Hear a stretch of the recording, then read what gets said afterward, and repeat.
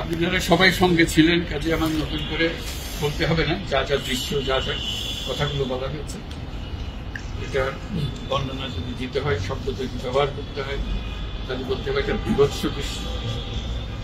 এটা মানুষের মনুষ্যত্ববোধ বলে কোনো জিনিস যা আছে সেটার থেকে বহু গভীরে নিয়ে গেছে। এটা নিশ্চিত করার জন্য মনুষ্যত্ব অর্জন করে না, নৃশংস প্রতিটি জিনিস যে হয়েছে, যতটাই শুনি অবিশ্বাস্য মনে হয়। এটিকে আমাদেরই জগৎ, এটিকে আমাদের সমাজ, আমরা এটা করলাম। এবং যারা নিগৃহীত হয়েছে, যারা এটা শিকার হয়েছে, তারাও আমাদের সঙ্গে আছে। তাদের মুখের থেকে শুনলাম কিভাবে হয়েছে, কোনো ব্যাখ্যা নেই। এটা ব্যাখ্যা থাকলে বিষয়টা হলে মানে বোঝে যে এটার কারণ ছিল। বিনা কারণ রাস্তা থেকে উঠিয়ে আনা, বিনা দোষে কতগুলো সাক্ষী সাবুত হাজির করে সেই এক্সপ্লোসিভ কতগুলো গাড়ির মধ্যে ঢুকে দিয়ে তারা বলছে তুমি সন্ত্রাসী জঙ্গি, এগুলো বলে বলে তাকে নিয়ে আসা হয়েছে। এবং এইরকম ইন্টারোগেশন সেল, এরকম টর্চার সেল, এরকম টর্চার সেল সারা বাংলাদেশ জুড়ে আছে। সেটাও শুনলাম আজকে। আমার ধারণা ছিল যে এখানে আয়নাগর বলতেছি কয়েকটা আছে, এখন শুনতেছি আয়নাগরের বিভিন্ন ভার্সন সারা দেশ জুড়ে আছে। কেউ বলতে 700, কেউ বলে 800। যে সংখ্যাও নিরূপণ করা যায় কতটা আছে, কতটা জানা আছে, কতটা অজানা রয়ে গেছে সেই জিনিস। আমরা এমনি শুনি আইএমএ জাহেলিয়াত বলে একটা কথা আছে। এই গত সরকার এই আইএমএ জাহেলিয়াতকে প্রতিষ্ঠিত করে গেছে সর্বক্ষেত্রে। এটা তার একটা নমুনা। আর আমি কমিশনকে ধন্যবাদ জানাচ্ছি, তারা বহু কষ্ট করেছে। অন্যান্য কমিশন তো তারা করেছে, অন্তত তারা নিজেদের ঘরে বসে করতে পেরেছে। এদেরকে গুম কমিশনের যেটা, তারা কোদালা এগুলো আবিষ্কার করার জন্য আসতে হয়েছে, তাদেরকে বের করার জন্য। বিশ্বের মধ্যে গিয়েছিল, তারা কি করেছে, এখনো ধ্বংসাবশেষ আমরা দেখতেছি। কাজে আমরা দেশের যে চূড়ান্ত অবনতি, চূড়ান্ত রূপ দেখলাম সর্বক্ষেত্রে, এটা তার একটা প্রতিচ্ছবি। কাজে গুম কমিশন যেটা আমাদের সামনে নিয়ে আসলো, সেটা হলো যে কি পরিমাণে একটা দেশকে সর্বদিকে ধ্বংস করা যায়, এমনকি মানুষের একেবারে সামান্যতম যে মানবিক অধিকার সেটুকু থেকে বঞ্চিত করে রেখে দেওয়া হয়েছে। আজকে এটা জাতির জন্য একটা বড় চূড়ান্ত রকমের একটা ডকুমেন্ট হবে। আপনাদের সাক্ষী রেখে আপনাদেরকে নিয়ে এসে আমরা শরীক হলাম এটাতে। যারা এই ভুক্তভোগী তাদের সঙ্গে কথা বললাম, কয়েকজনের সঙ্গে। ভুক্তভোগীদের সংখ্যা আমার জানার মতো 1700 প্লাস, 1750 প্লাস এরকম যারা ভুক্তভোগী। অজানা কত এটা তো আমরা জানি না। কেউ বলে যে এটা 3000-এরও বেশি। কাজে সেটাও আমরা ধরে নিলাম যে একটা সীমারেখা দরকার, যেটা আমরা অজানা, সেটা কিন্তু প্রমাণ দিতে পারিনি। এই যে উদাও হয়ে গেছে, মানুষ নিশ্চিন্ন হয়ে গেছে, কেউ বলতে পারছে না সে কোথায়। তার মেয়ে আপনাদের সামনেই ছিল আজকে, কি বলছে আমার মাকে কোথায় নিয়ে যাওয়া হয়েছে। আজ 9 বছর ধরে আমরা কোথায়, সে নিজেও ছিল 11 বছর বয়সে ছিল, মায়ের সঙ্গে ছিল, তাকে দেখে মাকে নিয়ে চলে গেছে। এই হলো সামান্য একটা দৃশ্য। এই দৃশ্য বড় করুণ দৃশ্য। এবং এটার কঠিনতম যে লেসনটা হলো, যারা করেছে তারা আমাদেরই সন্তান, আমাদেরই ভাই, আমাদেরই ঘনিষ্ঠ আত্মীয়, তারাই করেছে। এবং আমরা এই সমাজকে যদি এর থেকে বের করে না আনতে পারি, তাহলে এই সমাজ তো টিকে থাকবে না। যে এইভাবে যদি আমাদের হয়, আমাদের সন্তানরা যদি এগুলো করে, এবং তারা যদি এইরকম কাজ করতে পারে, যে মানুষের পক্ষে যেটা সম্ভব। একজন বলছিল যে খুঁটির মধ্যে তাকে রাখা হয়েছে, গ্রামে তো মুরগির খাঁচা এর চেয়ে বড় হয়, এরকম অবস্থা। মুরগিও নড়াচড়ার যেরকম জায়গা হয় না, ওরা নড়াচড়ার কোনো জায়গা নেই। ওকে ব্যবস্থা রাখা হয়েছে, মাসের পর মাস, বছরের পর বছর তাকে ব্যবস্থা রাখা হয়েছে। এটা মানুষের সামনে এখন বিচার রইল, কিভাবে আমরা আবার নতুন করে সমাজ করতে পারি, যাতে করে আমরা এই যে এটা আমাদের সবারই অপরাধ, যেটি হতে দিয়েছি আমরা দেশে। আজকে আমরা মুক্ত হলাম, সে মুক্ত বাংলাদেশে আমরা যেন নতুন করে আবার সমাজ করতে হবে। এটা থেকে একেবারে অতি দূরে যেন আমরা চলে যেতে পারি। এটার নমুনা, এটার সাক্ষী, এটার যে ডকুমেন্টেশন কমিশনের রিপোর্টের মধ্যে থাকবে, এবং এটা অবশ্য পাঠ্য হিসেবে সবাইকে পড়তে হবে, এবং তাদের যারা করেছে তাদের বিচার করতে হবে। তা না হলে আমরা নিষ্কৃতি পাবো না এখন থেকে, এই যে কাজগুলো করে গেল তারা। তা না হলে আমরা আবার মুক্তভাবে বলবো কি করে যে আমরা এই দেশের মানুষ, আমরা পরিষ্কার।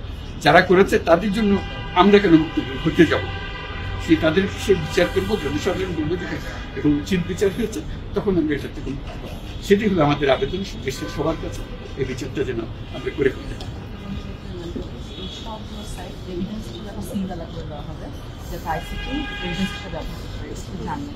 আমি এইগুলো সব এভিডেন্স যাতে আমরা দেখলাম, এভিডেন্স গুলো সিলগালা করে রাখা হয় যাতে করে কেউ বিনষ্ট করতে না পারে, যখন বিচারের কাছে যে একটা প্রমাণ হিসেবে ব্যবহার করতে পারে সেই হিসেবে আমরা থাকি।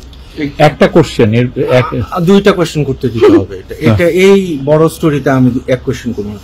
মাননীয় প্রধান উপদেষ্টা, দুইটা প্রশ্ন। প্রথমটা হলো যে আপনার পাশে যে দুইজন আপনার ক্যাবিনেটের মেম্বার দাঁড়ায় আছেন, দুইজনেই কিন্তু জিআইসি বা আয়নাঘরে বন্দী ছিলেন, আজকে তারা আইডেন্টিফাই করছেন, এবং আমরা আরো কয়েকজন সার্ভাইভারের সাথে কথা বলছি, এবং তারা যারা বেঁচে আছেন, ফিরে আসছেন, তারা বলছেন যে তারা রাষ্ট্রের কাছে একটা উপযুক্ত ক্ষতিপূরণ চান, কারণ এগুলো প্রতিটা মামলাতে ওনাদের এক একজনের লক্ষ লক্ষ টাকা খরচ হয়েছে, এবং আপনার সরকার থেকে গুমের সার্ভাইভার এবং গুমের শিকার ভিকটিম ফ্যামিলিদেরকে কোনো ক্ষতিপূরণের কোনো চিন্তা আপনাদের আছে কিনা, এটা আমার প্রথম প্রশ্ন।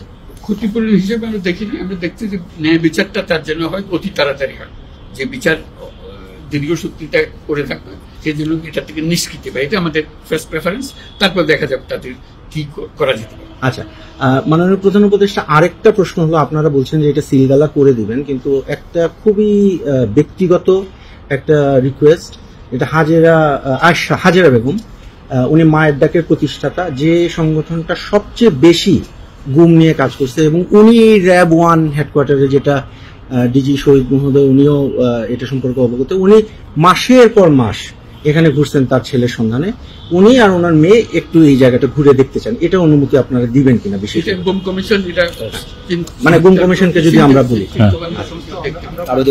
এটা আইসিটির সাথে আসলে আলোচনা করতে হবে, এগুলো এখন না মানে মানবিক কারণে আমি যে এটা ওনারা দেখবেন এখানে অনেক কিভাবে অর্গানাইজ করা হবে সেটা। আচ্ছা, কারণ উনি এখানে অনেকবার আসছে এবং কথাবার্তা না না দেখা ভালো, অন্তত মনে পরিষ্কার হবে, চোখে দেখতে স্যার, এটাই মানে এই ভদ্র মহিলা জীবনটা ফিরিয়ে দিতে পারবো না যে জীবনের মাধ্যমে সে গেছে, অন্তত দেখলে মনে সান্ত্বনা হবে, আমি জায়গাটা দেখে এসেছি। ওই মেয়েটা, যে বাচ্চা মেয়ে বলতেছেন আমার মাকে আর দেখতে পেলাম না, কোথায় চলে গেল, আজ পর্যন্ত কেউ খবর দিতে পারলো না সে বেঁচে আছে না মরে গেলে কোথায় আছে। তানভীর ভাই, just one question, sir.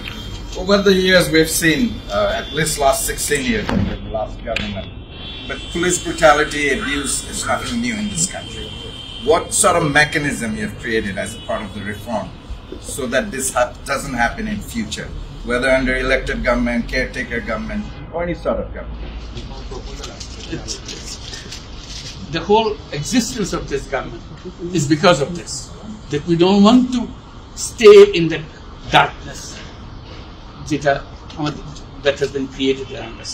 So we want to create a new environment, new, as we say, new Bangladesh, as the students have been claiming all the time. So that led to the reform commissions.